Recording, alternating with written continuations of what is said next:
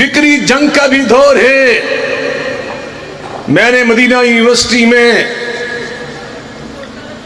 جب تعلیم حاصل کی 1985 میں فارغ ہوا، اس دور کی بات کر رہا ہوں۔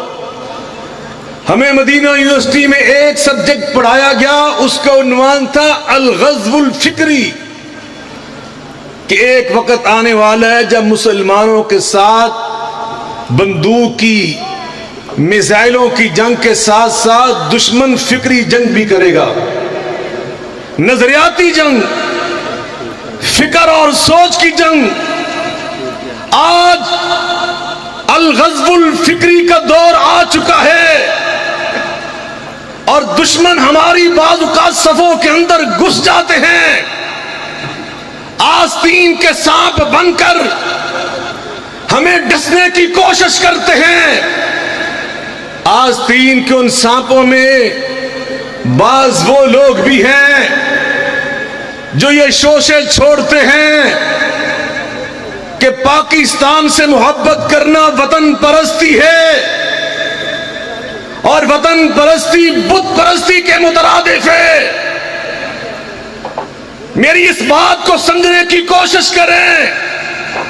یہ بہروپیے، یہ جبہ و دستار میں پگڑی باندھ کر، سر پہ رومال باندھ کر، ٹوپی سجا کر، ویس کوٹیں پہن کر، مساجد اور منبروں میں گھس کر، ہماری یونیورسٹیوں میں، کالجز میں، سکولز میں، مدارس میں گھس کر یہ ہمیں پیغام دینے کی کوشش کرتے ہیں پاکستان سے محبت کرنا وطن پرستی ہے اور وطن پرستی بت پرستی ہے۔ یہ وہ کمینے ہیں کہ میں انہی کے مطلب کی کہہ رہا ہوں۔ زبان میری ہے، بات ان کی، میں انہی کے مطلب کی کہہ رہا ہوں، میں انہی کے مطلب کی کہہ رہا ہوں۔